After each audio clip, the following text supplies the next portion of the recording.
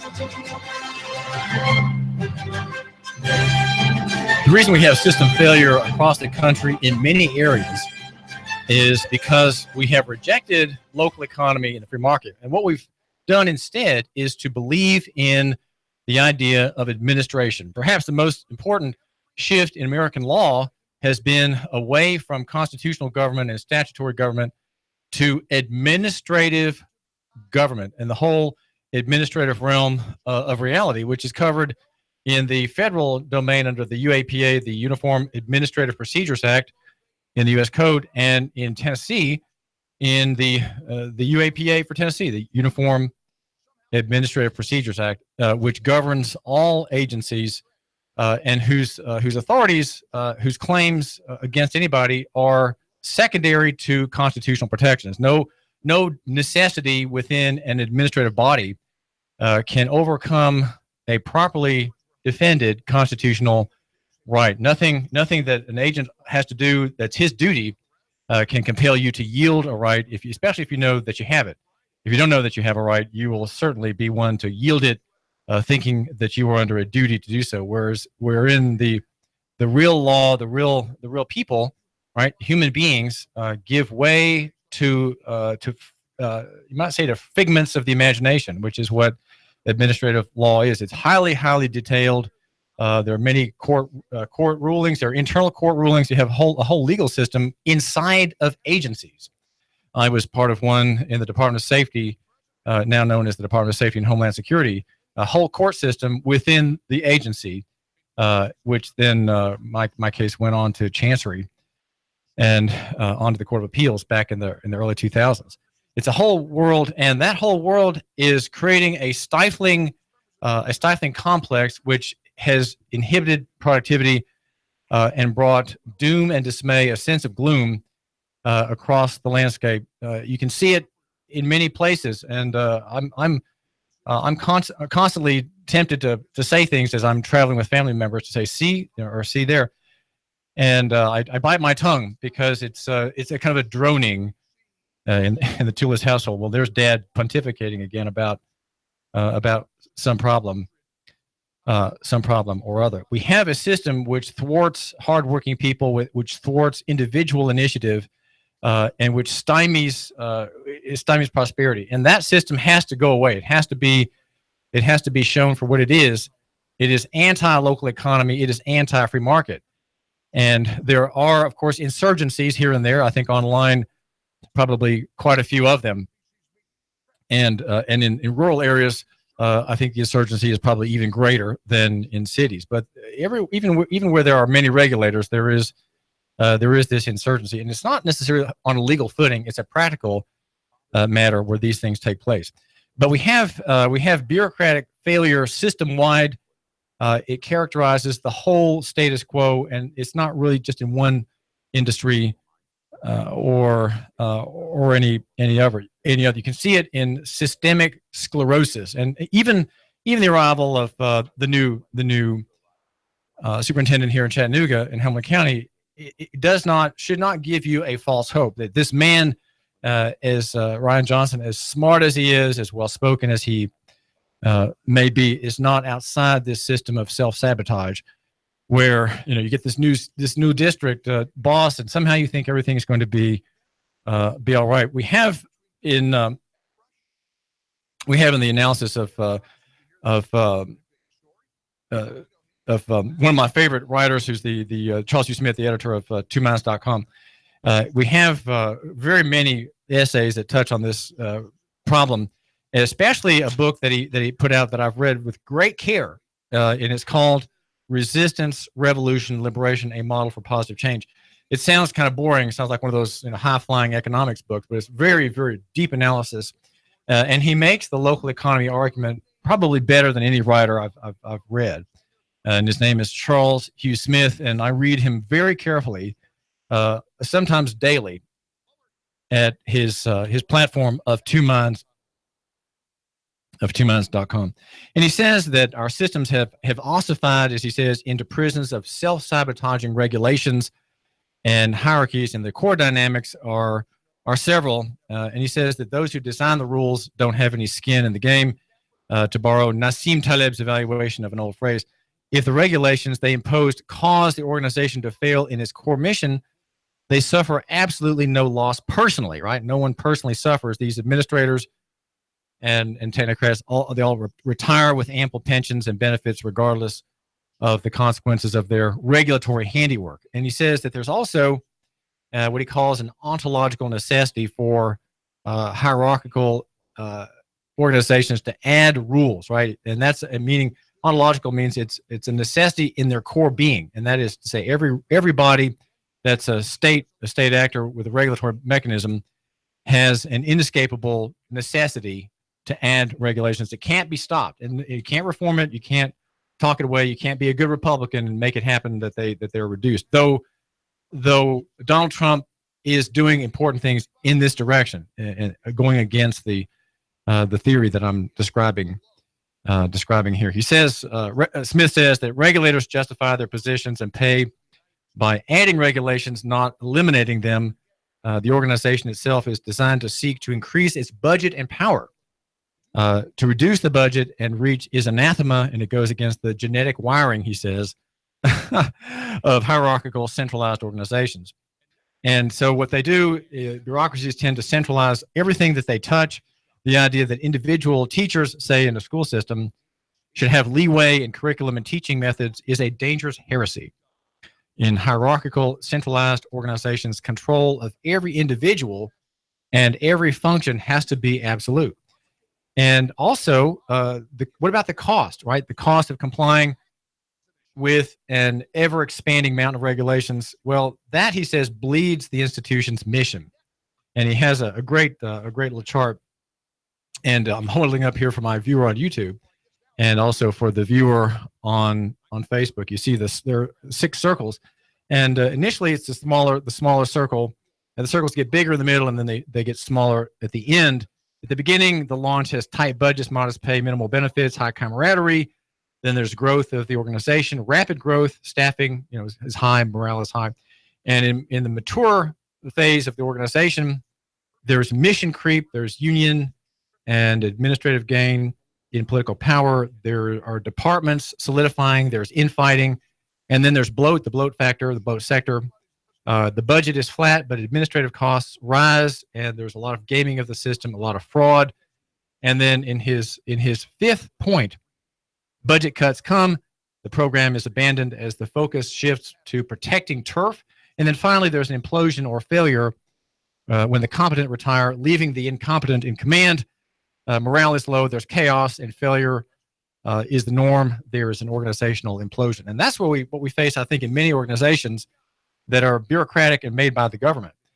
And we are, in our whole national economy looks like this, right? The national economy looks like, in many ways, looks like government. And Smith says, the net result is the organization fails its mission, even as it adds employees and expands its budget and regulatory powers. Failure is built into any system constructed solely of hierarchical, centralized organization. No skin in the game plus no self-correcting feedback equals complete and total failure. This is David Tulis, and we're looking at local economy and the free markets, and we're looking specifically at police reform. Police reform is being invited by you. I hope you, my listener, give word to Andy Berke. Maybe he will give ear to you. If you can just reach him, he is an unreachable mayor. You have to fill out an application form to see him, and he's a very elusive, very important man, right? Very important mayor of Chattanooga, with a security apparatus and a PR firm that's handling his outreach to the public. We have to have police reform, and the only chance I think we can have it is if he is encouraged to select a reform-minded candidate, so that Mayor Berke, who's a Democrat, can play to his base, right? His base are comprised of people most abused by the policing function, and those would be blacks. Black people and poor people generally are those absorbed into the skimming economy that we know as the court and judicial and police system. That is a skimming economy it feeds on itself. It feeds on its product are people inducted into the system. That is the product. And the service it provides is a pretended public service, but there is no public benefit that can be tallied, especially when people are in jail for weeks, even months, because they can't make bail. They don't have family support systems. They don't have capital. And so the poor who sometimes can't make their hearings, right? They're poor. They have an old car. They have a car breakdown. They can't make their hearings. So they're caught and charged with failure to appear, like one man in today's arrest report, failure to appear. A very man with a bleak-looking face. His whole life is bleak looking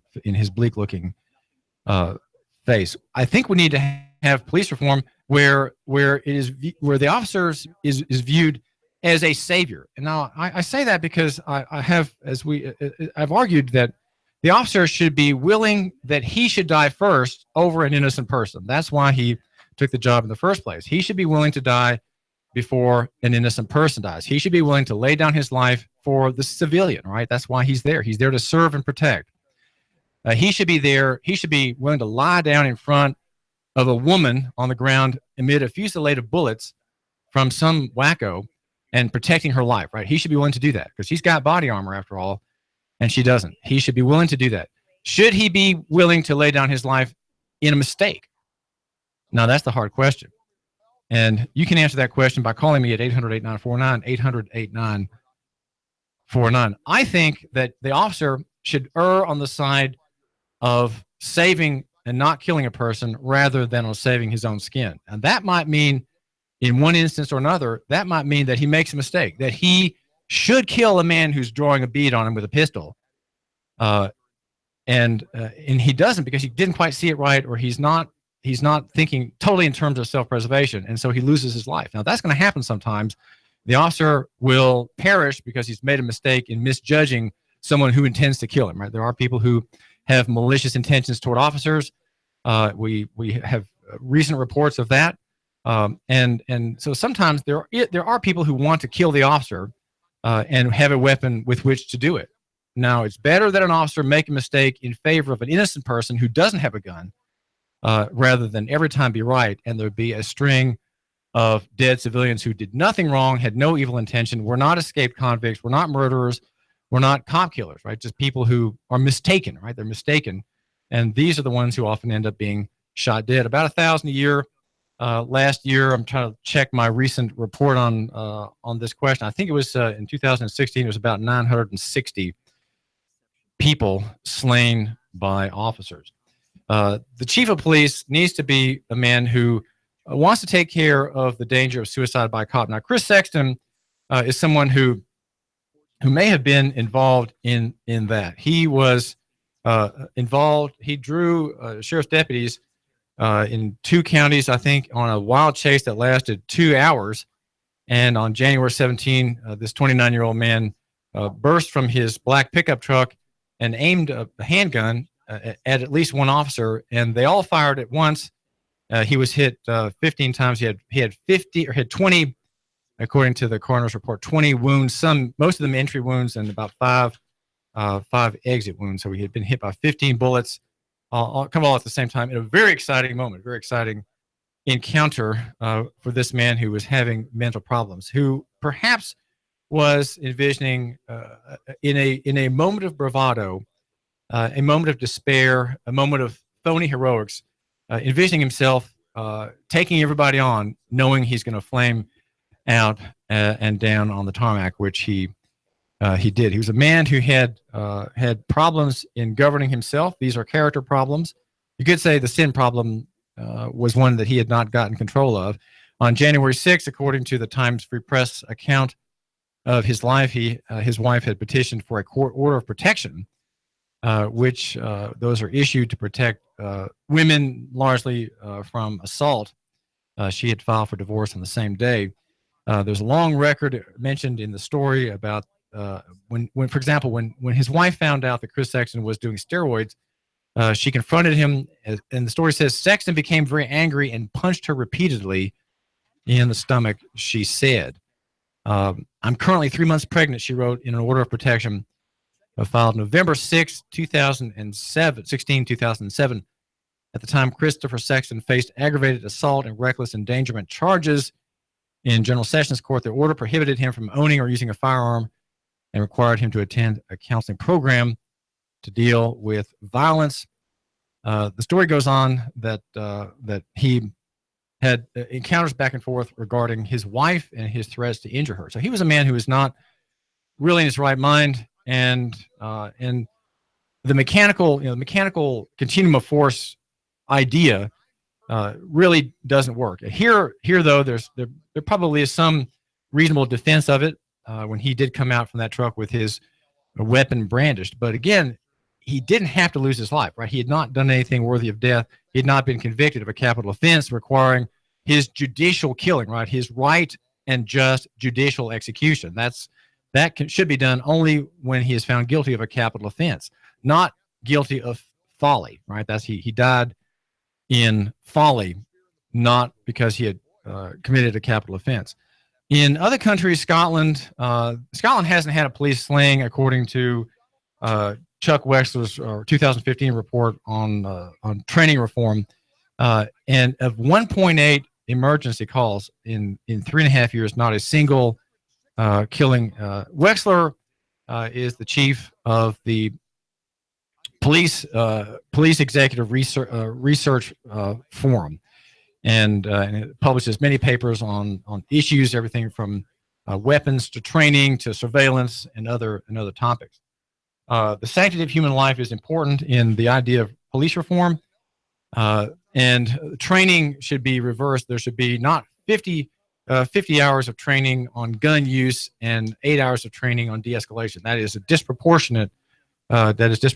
But we are Americans. We love violence. We are a violent people. We are an aggressive people, we Americans. And I think that what I'm saying goes against what a lot of people, especially you, my listener, the guy, would say. You say, man, the cop needs to be armed. You won't even think about the idea of a peace officer who exercises moral authority and is not a kind of walking tank bristling with ammo, taser, handgun, and handcuffs, and the like.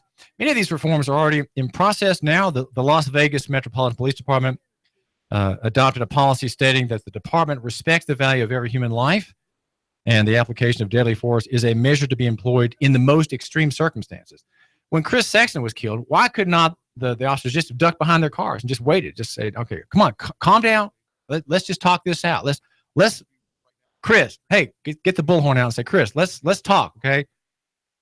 Maybe he does aim a gun at them, but you can just duck your head, just duck, right? Use cover. That's cover is one of the points in reform. The proper use of time, space, and cover. And the fourth point in the four legs is de-escalation. The whole thing could have been de-escalated. The Northern Virginia Criminal Justice Training Academy also has adopted this approach. It's called tactical disengagement, which sometimes described as if you can calm the situation down and walk away from a minor confrontation and nothing bad happens when you leave, that may be a better outcome than facing a confrontation over a minor conflict. Sometimes that is, of course, antithetical to police culture, probably most times antithetical to police culture, where you are tough, right? Why would you need to have help, right? Why would you need to delay dealing with Todd Browning, the angry plumber in East Ridge, who just came from an auto parts store, threatened to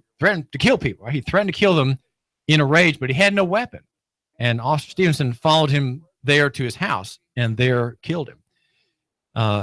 He had a weapon, right? That time he had a piece of pipe in his hand, and Officer Stevenson felt he had no other way to deal with this man than to shoot him dead. And the man's arms were at his side when 5.56 caliber rifle slugs went into him.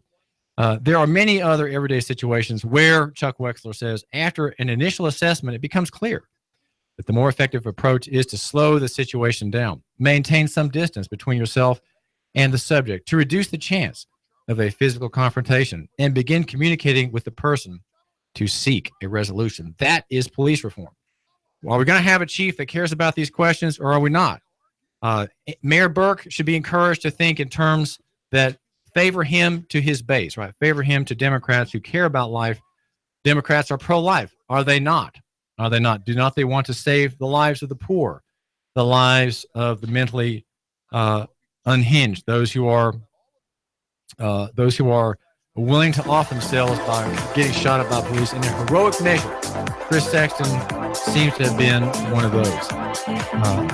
Video recordings are important in this whole. This whole thing is being driven by video recordings. If you have a video, make sure you contact me with it. I'd love to meet with you. My number here is 800-8949, 800-8949. We're going to meet Hanson Melvin, who is a man who exercised God's grace in a police abuse case. And we're going to hear what has happened to him since he has gained the victory. David Tulis. In-depth traffic, news, and information. Mornings on Nooga Radio, AM 12.